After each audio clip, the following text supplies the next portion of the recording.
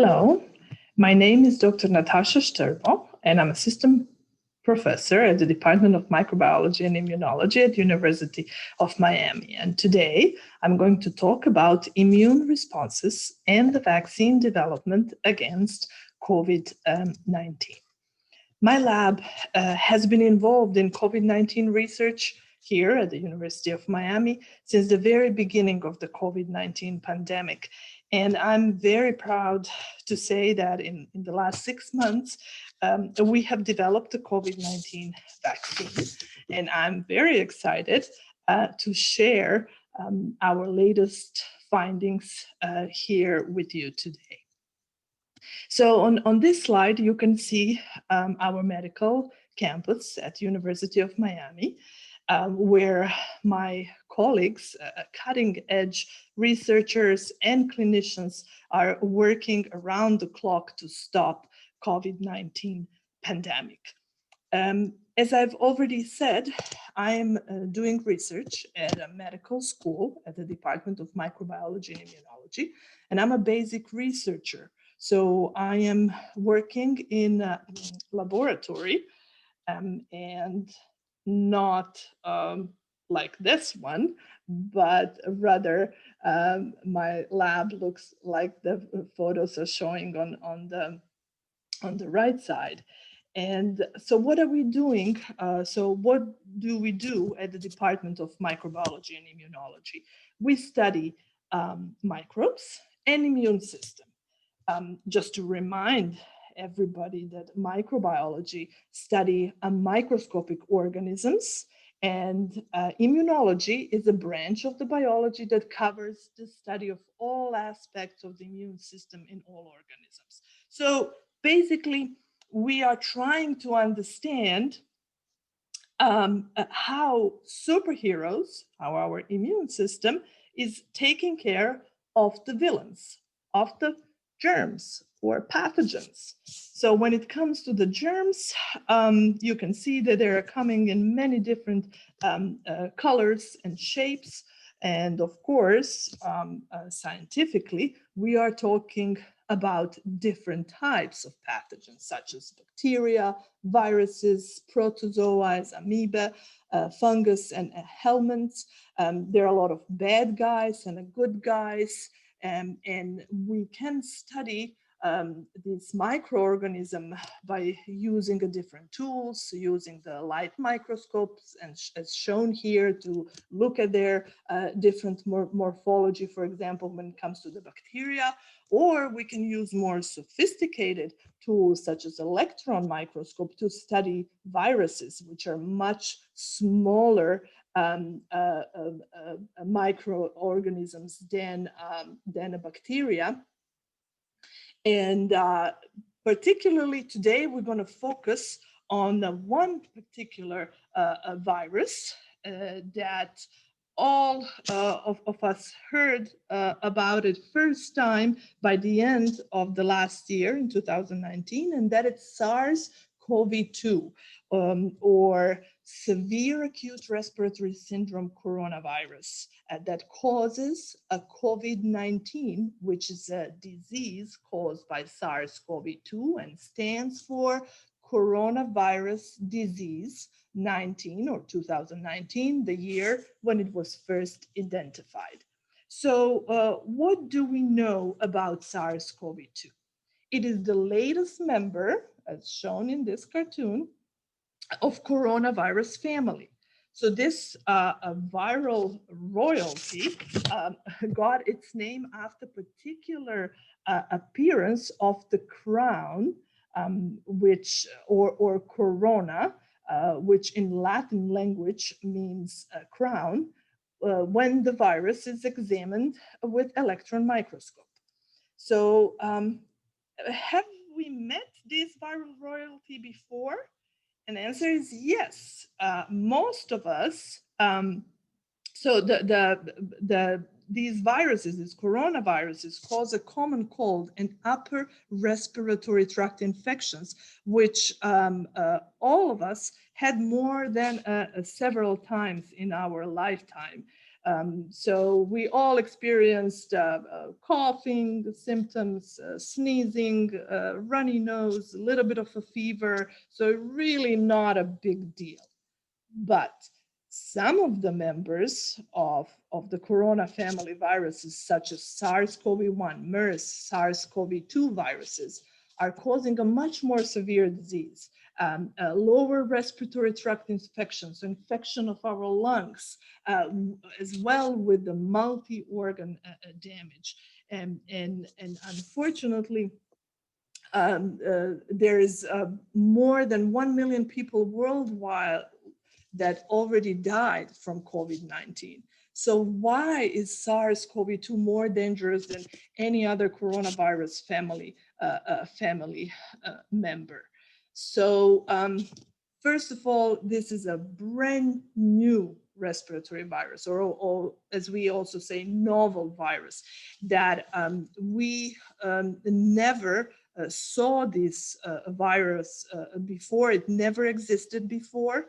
And even though as the other respiratory viruses spreads from person to person by droplets or aerosols, it can stay on the surfaces much longer than other viruses, which is one of the reasons why it is so infectious. So it's very important to wash the hands and not touch your faces.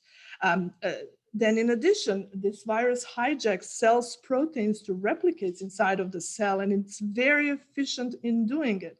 And on the end, we also learned that at least in some people, this virus will cause much more intense inflammatory responses in the body than, for example, a flu. So all of that is the reason why this virus is so dangerous. And when it comes to the ways how the virus enters inside of our cells, there's really particular way how SARS-CoV-2 virus, and here is shown one of the proteins on the surface of the coronavirus known as a spike protein, attaches and recognizes our own receptors, our own molecules on our cells. And that allows SARS-CoV-2 protein to enter our epithelial cells, particularly cells in the nose, in the lungs, as well as in the gut. And once inside, as shown in this cartoon, it can very quickly replicate and, of course, spread through the body and cause a lot of problems. So the question is, can our immune system fight back against SARS-CoV-2? And answer is yes, sure. That's why we have immune system. Immune system is this particular shield, that represents this particular shield, again, a different array of the enemies, such as flu, so other viruses, bacteria, cancer, aging, as well as our SARS-CoV-2. So immune system is composed of the cells that are present in different parts of our body. You see in the lymph nodes, in tonsils, in spleen, but also in the tissues that represent a barrier to the pathogens, and those are lungs, gut, and the skin. So if we compare immune system with the medieval castle, as shown in this photograph, and you see that this medieval castle was built very solid with very thick walls to defend against any kind of attack. Then in the same way, immune system is composed of innate immunity. And that represents basically our barriers. So epithelial cells in different parts of our body, in skin, in gut, in respiratory, reproductive tract, the thick layer of mucus. So this is all the barrier that does not allow the pathogen to enter our body. And as well, we have the specific immune cells that are part of this immunity. But importantly, that the defense is based not only on the barrier, on the thickness of the wall, but also on the content that is behind the walls. So which means soldiers, armory. So when it comes to immunity, these soldiers' armory, they represent antibodies and T and B cells. Or the other way, what we call these molecules and cells, they're a part of adaptive immune responses. So the antibody and T and B cells have to be made in order to help our innate immune response to fight against the pathogen. So how does an adaptive immune response attack SARS-CoV-2? So first of all, our immune system makes antibodies, hence it makes this molecules, as shown here in this gray, that can completely block or neutralize the SARS-CoV-2 and does not allow the entrance of the virus inside of our cells. Or the other way around, we have the cells, particularly T cells, that can be trained also to attack infected cells with SARS-CoV-2. The way how they are trained is by dendritic cells. So these are particular cells that can present these red dots, which represent a part of the SARS-CoV-2. So they're presenting these to the T cells, and then T cells will know where to go and who to hunt and how to get rid of the infected cells with the SARS-CoV-2. So, so what's happening when you get infected with SARS-CoV-2? So your dendritic cells will show the parts of the virus to your T cells. And we have the T cells coming in different flavors, as shown here, CD4s and CD8s. And also the virus is going to be presented to the B cells that will make antibodies. So what we know so far, that every person who is infected with the SARS will develop these antibodies. The 100% of the people infected with the COVID will make the antibodies and will make the SARS-specific T cells that can clear the infected virus. So that is excellent. Why is that excellent? Because immune system, it's obvious that immune system is helping and clearing the virus, and one can show just a mild symptoms, because the innate immunity is in place, the viral load's going down, and adaptive immunity is kicking on later on. But unfortunately, we also know that there are some people that will develop these severe cases of disease. And those are mostly people, elderly people, as well as the people with other underlying conditions such as obesity, high blood pressure, diabetes.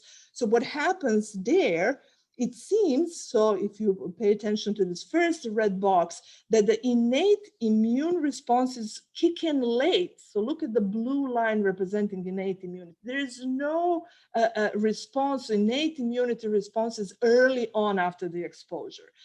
That results in a very high viral loads, and these high viral loads will then activate the innate and adaptive immune responses and basically results in overactivation. Look how much higher are these levels of adaptive and innate immunity later on during the disease. And that will unfortunately result in the severe damage of multiple organs as a heart, gut, and will lead to a very bad outcome and finally death. So can we boost immune system so that we can be ready for the proper fight and have enough armory to stop and control the replication of the virus in our cells? And the answer is yes. Yes, we can. We can boost our immune system by vaccination. So if we compare immune system to our muscle, then giving the vaccine is like exercise. So that will make the muscle fit, strong, and super ready to work. So we can make a vaccine against SARS-CoV-2 and make our immune system fit for fight against the SARS-CoV-2. How long will it take until we have the vaccine? super short. So I'm always very excited to show this slide where you can see that the researchers were able to make the vaccine, COVID-19 vaccines, in only 3 months, and compare that to these long bars, yellow and blue bars that are representing years, not months, but years that it took, for example, to develop the 75 years to make the vaccine against dengue, or Ebola, 27 years. So this is a really super short time when we made the vaccine, and it's something very unprecedented in the vaccine development. So how does vaccine work? So the vaccine is actually training immune cells, our superheroes. So it's inducing antibodies, T cells, different innate cells, and mentioned dendritic cells to defeat the villains, in this case, the SARS-CoV-2. What is very important, so the general rule, so what we are going to use as a vaccine to induce our immune responses. So the general rule that if we use something that it's more similar to the disease-causing form of the organism, we will induce the better immune responses. Or what that means, if we use the virus to immunize, to activate our immune system, then we can get the best response in order that we can develop the antibodies, we can develop the B and T cells. Or now we can put it in more close and see what the researchers did and what kind of the vaccines they developed. So those are in a range of these traditional, what we call the vaccine platforms. So they used a virus, and then that's not a virus that will cause the disease. Those viruses are weakened or inactivated, and they are used as the vaccine to induce the antibody responses. Or some of them use the completely different viruses that are not infectious, they are not pathogens, and then they introduce the part of the SARS-CoV-2 in order to induce our immune system so that it can recognize SARS-CoV-2.